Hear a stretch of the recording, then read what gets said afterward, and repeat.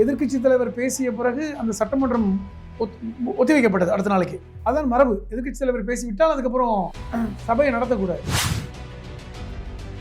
இந்த கேள்விக்கான விளக்கத்தை கொடுப்பதற்கே இன்னைக்கு எதிர்க்கட்சி தலைவருக்கு பேச விடலை. சொல்லப்போனால் நேற்று அறநிலைத்துறை அமைச்சர், முன்னாள் அறநிலைத்துறை அமைச்சருக்கும் இன்னாள் அறநிலைத்துறை அமைச்சருக்குமே ஒரு ஃபைட் வந்ததை பார்த்தீங்களா? இப்படி சட்டமன்ற உறுப்பினர்கள் வைத்த கோரிக்கையை தான் நாங்கள் கடந்த முறை செஞ்சுருக்கோம். 2 கல்லூரிகளை கட்டினாங்க அறநிலைத்துறையில். 2 கல்லூரிகள் ஏற்கனவே பழனி ஆண்டவர் அரசு கலைக்கல்லூரி அறநிலைத்துறை சார்பில் தான் இருக்கு. கடந்த முறை அறநிலைத்துறை அமைச்சராக இருந்த சேகர் பாபு அவர்கள் கோவில் வழிபாட்டுக்கு போகும்போது பக்தர்கள் வந்து கத்திக்கிட்டு தான் இருக்காங்க, அவர் பாட்டுக்கு போயிட்டு தான் இருக்காரு. நீங்க ஒன்று சொல்றீங்க, ஒரு டென்ஷன் ஆகி வந்து அவர் ஆபாச வார்த்தை பேசினதுக்கான வீடியோ ஒன்னே ஒன்று கேட்கிறேன் சார். இப்போதைய மின்சாரத்துறை அமைச்சர் நிர்மல்குமார் அவர்கள் சொல்றாங்க 90,000 டிரான்ஸ்ஃபார்மர்கள் வாங்கணும் அப்படின்னு கணக்கு சொல்லிட்டு 44,000 டிரான்ஸ்ஃபார்ம் தான் வந்து வாங்கியிருக்கீங்க. பிசிகாவில் இருந்து வன்னியரசை அனுப்பி வைத்தது தொல் திருமாவளவர்களா அல்லது வன்னியரசு தான் வேணும் அப்படின்னு கேட்டது திரு விஜய் அவர்களா?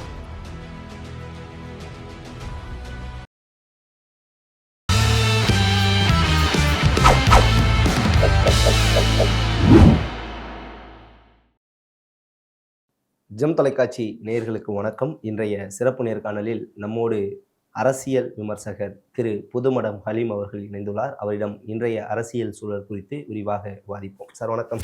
வணக்கம். எப்படி சார் இருக்கீங்க? நலமா இருக்கேன் சார்.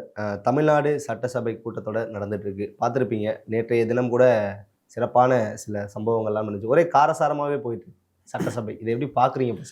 இல்லை, காரசாரமாக போகுதுன்னா ஒரு பக்கம் வந்து அனுபவம் வாய்ந்த சட்டமன்ற உறுப்பினர்கள் இந்த பக்கம் இருக்காங்க, பல்வேறு சட்டமன்றங்களை பார்த்தவர்கள் இருக்காங்க, முன்னாள் அமைச்சர்கள், முன்னாள் துணை முதலமைச்சர் எல்லாம், அவர்களுக்கெல்லாம் இந்த சட்டமன்ற மரபுகள் தெரியும். முன்னாள் முதல்வர்கள் 2 பேர் ஆப்போசிட்ல உட்காந்து, அதை தான் சொல்ல வரேன். முன்னாள் முதல்வர்கள் வேறு இருக்காங்க.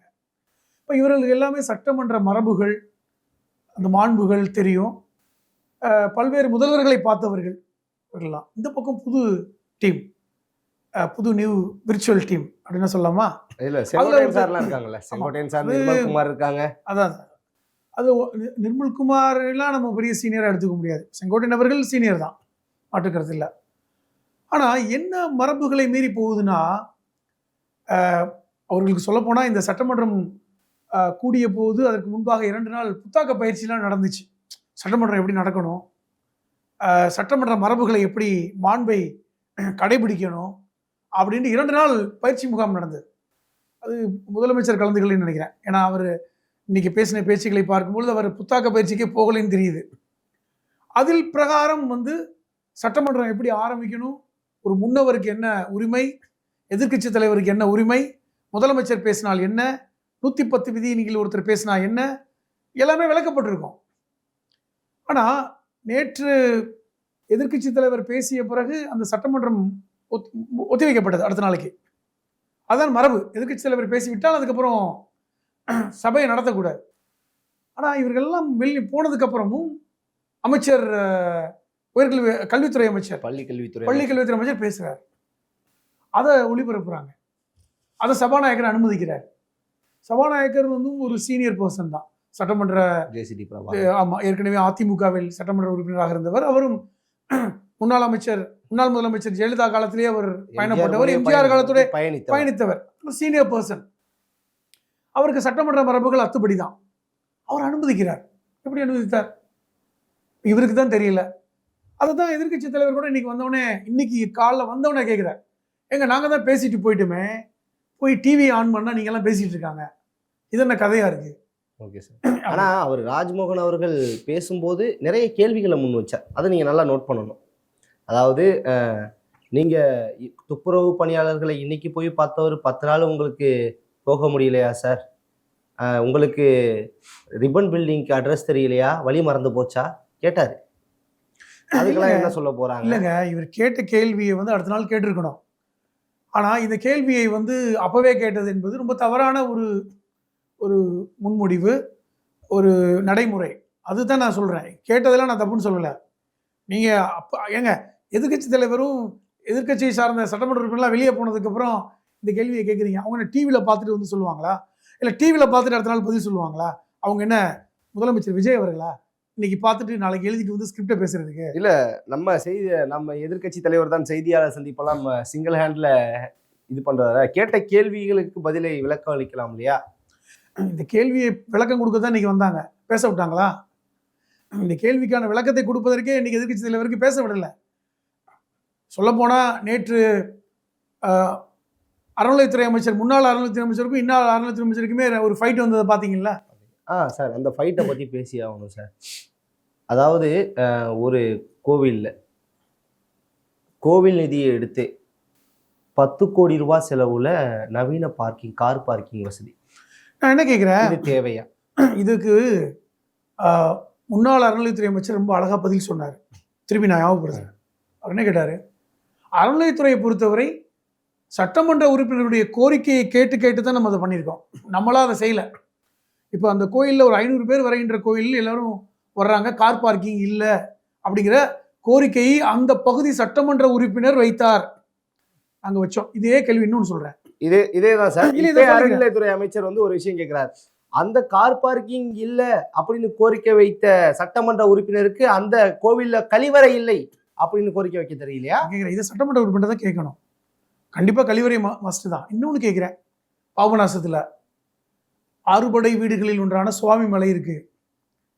அந்த பாபநாசம் தொகுதியுடைய கடந்த முறை சட்டமன்ற உறுப்பினர் ஒரு இஸ்லாமிய சமூகத்தை சார்ந்த ஜவாஹிருல்லா அவர்கள், அந்த பொதுமக்களுடைய அந்த பக்தருடைய கோரிக்கை என்ன தெரியுமா, சுவாமி மலைக்கு போவதற்கு படிக்கட்டு சிரமமாக இருக்கு, லிஃப்ட் வச்சு வேணும். இது நீண்ட நாள் கோரிக்கை. பல்வேறு காலங்களில் இந்த கோரிக்கை வைத்திருக்காங்க. இப்போ 2021 சட்டமன்ற உறுப்பினராக இருந்த திரு ஜவாஹர்லால் அவர்கள் இந்த கோரிக்கையை அறநிலையத்துறைக்கு சட்டமன்றத்தில் வச்சார். கிட்டத்தட்ட 3.5 கோடி ரூபாய் செலவில் 2 லிஃப்ட் வச்சு கொடுத்துருக்காங்க. இது யார் கொண்டு வந்து சேர்க்கணும்? ஒரு சட்டமன்ற உறுப்பினர், அந்த பகுதியை சார்ந்த சட்டமன்ற உறுப்பினர் அந்த துறை சார்ந்த அமைச்சருக்கு கேட்கணும். இப்படி இதைத்தான் சொல்றாரு, இப்படி சட்டமன்ற உறுப்பினர்கள் வைத்த கோரிக்கையை தான் நாங்கள் கடந்த முறை செஞ்சிருக்கோம். 2 கல்லூரிகளை கட்டினாங்க அறநிலையத்துறையில். 2 கல்லூரிகள் ஏற்கனவே பழனி ஆண்டவர் அரசு கலைக்கல்லூரி அறநிலையத்துறை சார்பில் தான் இருக்கு. 2 கல்லூரிகளை இந்த பகுதிக்கு வேணும்னு கேட்டாங்க. அறநிலையத்துறை சார்பில் ஒரு கல்லூரி கட்டுவது குற்றமா? இது பக்தர்களுடைய பணம், கல்லூரி கட்டக்கூடாது. ஏங்க, கல்வியையே நம்ம வந்து கடவுளோட ஒப்பிட்டு பார்க்கக்கூடிய தமிழ் சமூகம், கல்வி கண் திறக்க வேண்டும் என்று பேசுவதெல்லாம் தமிழ் சமூகத்தில் ரொம்ப முக்கியமானது. அப்ப இதை குறை சொல்றீங்க. இப்போ வந்து 500 கார்கள் இருக்கக்கூடிய பார்க்கிங் கட்டியது குற்றமா?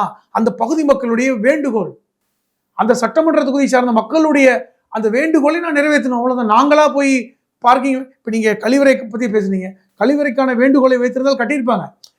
ஒவ்வொரு வேண்டுகோளை வைத்து தான் 50க்கும் மேற்பட்ட கோவில்கள்ல வந்து கழிவறையே இல்லை. நல்ல பிரசித்தி பெற்ற கோயில்களே கழிவறை வசதி கிடையாது இல்லங்க அப்படிங்கிற ஒரு குற்றச்சாட்டை சொல்றாங்க. இது வந்து இப்ப பொதுமக்களுக்கு கார் பார்க்கிங் அவசியமா, கழிவறை அவசியம் இல்லைங்க. கழிவறை தான் மஸ்ட்ங்கிறது யாரும் மாற்றுக்கிறதே கிடையாது. நான் அதுக்கு முட்டு கொடுக்கலாம் இல்லை, கழிவறை ரொம்ப முக்கியம். ஏன் இந்த கேள்வி நான் உங்ககிட்ட அலீம் சார் எப்பவுமே கரெக்டா பேச இல்லை, அதான் சொல்றேன்.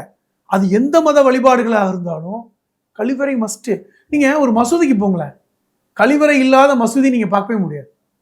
நீங்க தமிழ்நாட்டில் இந்தியாவில் எங்க வேணாலும் ஒரு மசூதிக்கு போனீங்கன்னா முதலில் கழிவறை தான் இருக்கும். போய் கையை காலை கழுவுறது, உங்களை சுத்தப்படுத்திக் கொள்ளக்கூடிய இடம் தான் இருக்கும். அது மஸ்ட்டு தான், மாற்றுக்கிறது இல்லை. பெரிய பெரிய கோயில்கள் இருக்குது. இப்போ நீங்கள் திருப்பதி கோயில் போகிறாங்க, திருப்பதி கோயிலில் கழிவறை நீங்கள் பார்த்தா அவ்வளோ அற்புதமாக இருக்குன்னு சொல்லுவாங்க நண்பர்கள்லாம். அந்த மாதிரி வசதிகள் அங்கே செய்யப்பட்டிருக்கு. அது மஸ்ட்டுங்க. அது வந்து பக்தர்களுடைய வேண்டுகோளை. ஏன் இப்போ மயிலாப்பூர் கபாலீஸ்வரர் கோயிலில் நீங்கள் போங்களேன், அங்கேயும் கழிவறை வசதி சிறப்பாக தானே இருக்குது. அது மஸ்ட்டு, அது நான் தவறுனே சொல்ல மாட்டேன். இப்படி இந்த கோரிக்கையை யார் எடுத்து சொல்வது? பக்தர்கள் தான். பக்தர்கள் யாருக்கு சொல்லணும்? அந்த பகுதி சட்டமன்ற உறுப்பினர்களுக்கு, கவுன்சிலர்களுக்கு சொல்லி அறநிலையத்துறைக்கு கொண்டுட்டு போகணும். கடந்த முறை அறநிலையத்துறை அமைச்சராக இருந்த சேகர் பாபு அவர்கள் கோவில் வழிபாட்டுக்கு போகும்போது பக்தர்கள் வந்து கத்திக்கிட்டு தான் இருக்காங்க, அவர் பாட்டுக்கு போயிட்டு தான் இருக்காரு. நீங்க ஒன்று சொல்றீங்க, ஒரு டென்ஷன் ஆகி வந்து அவர் ஆபாச வார்த்தை பேசினதுக்கான வீடியோ ஒன்னே ஒன்று கேட்கிறேன் சார். 50-60 ஆண்டு கால தமிழக அரசியல் வரலாற்றில் அறநிலையத்துறை அமைச்சராக இருந்தவர்களுடைய பேரை நீங்க சொல்லுங்க, பெருசா உங்களுக்கு தெரியாது. சேகர் பாபு அவர்களை டக்குன்னு தெரியும், தெரியாதுங்க. காரணம், அந்த அளவுக்கு ஒரு சேகர் பாபு அவர்கள் தமிழ்நாட்டில் இருக்கின்ற அத்தனை கோயிலுக்கும் போயிருக்காரு. நீங்க ரெக்கார்டு எடுத்துப்பாங்க. கேரளாவுக்கும் போயிருக்காரு, எல்லா சபரிமலை வரைக்கும். கோயிலுக்கும் போனார். இல்ல, தமிழ்நாட்டில் அறநிலைத்துறைக்கு சொந்தமான அத்தனை கோயில்கள், நான் அதைத்தான் சொல்ல வரேன், நான் பொது கோயில் சொல்லல, தமிழக அறநிலைத்துறைக்கு HRNCக்கு சொந்தமான அத்தனை திருக்கோயில்களுக்கும் சென்று குடமுழுக்கு செய்த வேலையை செஞ்சார் 5 வருஷத்துல. எத்தனை சொத்துக்கள் மீட்கப்பட்டிருக்கு தெரியுமா? எத்தனை 1000 ஏக்கர் சொத்துக்கள் மீட்கப்பட்டிருக்கு. இது வந்து தமிழக அரசுடைய அரசுல வெளியே வந்தது. அவ்வளவு பல்லாயிரக்கணக்கான கோடி அமௌண்ட் மீட்டிருக்காங்க. பூஜை செய்பவர்களுக்கான ஊதியம் உயர்த்தப்பட்டிருக்கு. இப்படி பல்வேறு நலத்திட்டங்கள். தமிழில் அர்ச்சனை, தமிழ் அர்ச்சராகங்கிற திட்டங்கள். எந்த மதத்தினர் வேணாலும் அர்ச்சகராகலாம். எந்த மதத்தின் இல்ல, எந்த ஜாதியினர். ஏன்னா இந்து அறநிலையத்துடைய அடிப்படையே வந்து இந்து மதத்தின் மேல் நம்பிக்கை உள்ளவர்களுக்கு தான் அங்க இருக்க முடியும். இந்து ஜாதி, அது எந்த ஜாதியினர் வேணாலும் அர்ச்சகராகலாம். இப்ப இதெல்லாம் செஞ்சாங்க. நான் என்ன சொல்றேன், இப்ப இப்படிப்பட்ட இதெல்லாம் நீங்க விட்டுருவீங்க. இப்ப என்னன்னா இது வச்சுட்டா, கார் பார்க்கிங் வச்சுட்டாங்க. கார் பார்க்கிங் வந்து இன்னைக்கு குற்றமாங்க. ஒரு கார்ல ஒரு குடும்பத்தோட வெளியூர்ல இருந்து ஒரு கோயிலுக்கு வர்றாங்க, காரை வெளியே நிப்பாட்ட முடியல. அங்க நிப்பாட்டிட்டு கோயில்ல போய் நிம்மதியா கடவுளை பிரார்த்தனை செய்வதற்கு வருகின்றவர்களுக்கு வசதி செய்து கொடுத்தது குற்றமா?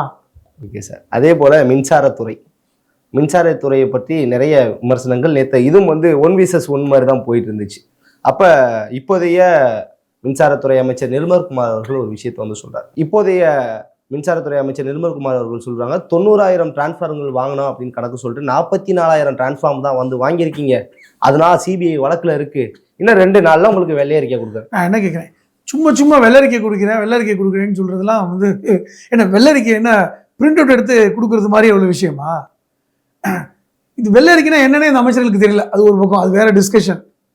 ஏன்னா ஒரு வெள்ளரிக்கையை தயாரிப்பது என்பதற்கு பல காலம் ஆகும். PTR பழனிவேல்ராஜனுடைய வீடியோவை பார்த்தா தெரியும், அமைச்சர்களுக்கே வெள்ளரிக்கைனா என்னன்னு தெரியலன்னு சொல்றாரு அவர்.